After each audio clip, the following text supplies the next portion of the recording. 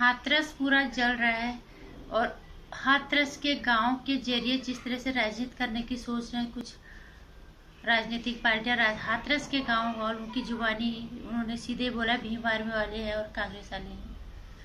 पर जिस तरह से कराड़ा जवाब वो गाँव वाले दे रहे, कराड़ा थप्पड़ इनके मुंह पे मार रहे हैं ना, इन्हें शर्म नहीं है और न इन्हें शर्म होगी। इनका मतलब इन्हें किसी भी हालत में अपनी सत्ता हत्यानी है और किसी भी हालत में इन्हें सत्ता में वापस आना है। उसके लिए देश जले गांव जले फिरने से कोई फर्क नहीं पड़ता। अशांति हो, अराजकता को जले, कोई मरे और कोई उनकी बेइज्जती कर दे, उससे इनका कोई लेना देना है नहीं। नमस्कार, स्वागत है मेरे चैनल नंदिनी जी में। मैं हूं नंदिनी। हाथरस के गांव वालों को साफ साफ कहना है कि हम सौहार्दपूर्ण माहौल में रहते हैं और हम यही माहौल हमेशा चाहते हैं। हमेशा हम हर त्योहार साथ मनाते हैं, शादियाँ ब्याह हम साथ में करते हैं, कोई भी प्रोग्राम होता है, कार्यक्रम होते हैं, हम साथ में नाचते गाते हैं, खाते पीते हैं। हमारे बीच जाति धर्म जैसी कोई बात नहीं है और इस जाति पाति ऊंच नीच को लेके नेता लोग हमारे बीच में आए हैं।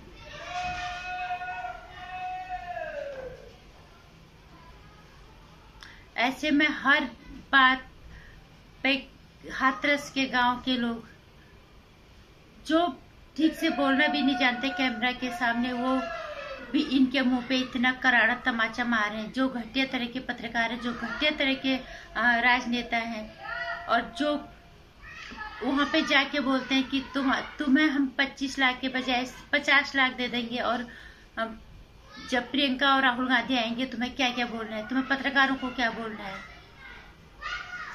जब तुम इस देश की बेटियों की इज्जत का सौदा करोगे और इसमें उसकी माँ भी इसकी माँ भी गुनाहगार, तो हम उसको मानेंगे क्योंकि कोई माँ अपनी औलाद की, अपनी मरी हुई औलाद का सौदा कभी नहीं करते। अगर उसके अंदर थोड़ा सा भी आग होती, उन नेताओं को और उन पत्रकारों को सबसे पहले लताड़ते कि तुम मेरी बेटी का सौदा करने आओ, लेकिन उन्होंने ऐसा कुछ नहीं किया। खैर उनकी औलाद है, वो क्या करते हैं, लेकिन गांव ने जिस तरह से इनके औकात बताए, वो साफ बोल रहे हैं कि ये इस तरह के लोग जो हैं वो यहाँ पे आके और अब वो धरने पे बैठ गए, कह रहे राहुल और प्रियंका गांधी अब यहाँ पे आएंगे। कोरोना काल में पूरा झुंड लेके चले गए वहां पे, लेकिन अब जब गांव वाले बोल रहे हैं अब वो जाते हैं या नहीं जाते हैं ये तो देखने की बात है। लेकिन जिस तरह से गांव वालों ने इनके मुंह पे तमाचा मारे हैं ना, पैसा दे के देश जला दो, पैसा दे के झुग्गियां जला दो, फिर हम सत्ता में आएंगे, फिर हमें कुर्सी मिलेगी। यहाँ पे जनता को जागरूक होना पड़ेगा। जिस तरह से ये हाथरस के लोग करें, इनका गांव वालों को कोई लेना देना नहीं है। वो सीधे सीधे बोल रहे कि इस तरह के लोग आए हैं और इन्होंने इस तरह के दंगे यहाँ पे किए हैं पैसे दे के। और इनका एक स्वराज जीवन, इनका कोई नेता कांग्रेस का, उसके राहुल गांधी का उसका दाहिना हाथ कहा जाता है। रिपब्लिक टीवी से हमने अभी रिपोर्टिंग सुनी थी, वो साफ कह रहे कि राहुल जब गोलियां चलेंगी, लोग मरेंगे, तभी तो राहुल गांधी आएगा।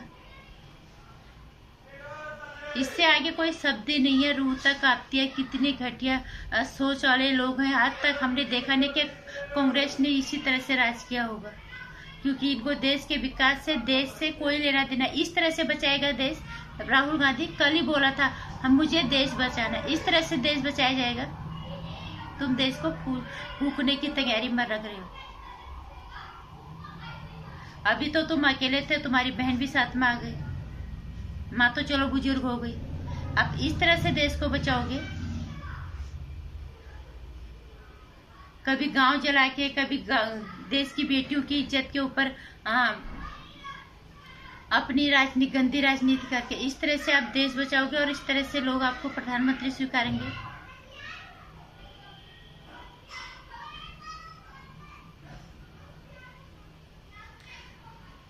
और मैं तो कल भी यही कहती वीडियो में, आज भी यही कहूंगी कि हाथरस के गांव वालों से बहुत कुछ सीखने की जरूरत है। जिस तरह से वो पत्रकार रिपोर्टरों को साफ साफ जवाब दे रहे, क्योंकि उन गांव वालों का किससे कोई लेना नहीं, उनको किसी ने कोई पैसा नहीं दिया।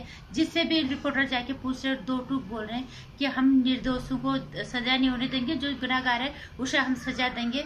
हम अपने गाँव को जलते हुए नहीं देखना चाहते और हमारा सौहार्द बना रहे। ये सौहार्द जो है का जो वातावरण है, ये नेता बिगाड़ रहे हैं। उन्होंने साफ साफ कांग्रेस और भीम आर्मी का नाम लिया। एक और किसी का उन्होंने नाम लिया, 3 पार्टियों का उन्होंने यहाँ पे नाम लिया है कि यहाँ पे आके इस तरह की अराजकता फैलाई जा रही है। तो हर गांव को, हर कस्बे को उनसे सीखने की जरूरत है। ये नहीं कि हम पढ़े लिखे हैं या नहीं हैं। उन्होंने साफ बोला, जात धर्म हमारे बीच में नहीं, हम साथ में रहते हैं, खाते पीते हैं, तीज त्योहार, हर चीज, शादियां ब्याह, नाचते गाते, सबको साथ में होते हैं। इसी तरह से इस गांव के लोगों से बहुत कुछ सीखने की जरूरत है सभी को।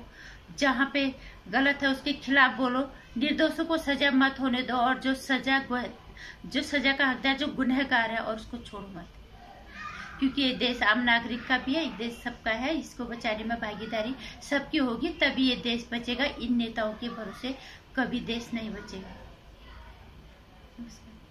पसंद आए तो वीडियो को लाइक करना, चैनल को सब्सक्राइब कर लेना। आने वाली वीडियोस की जानकारी के लिए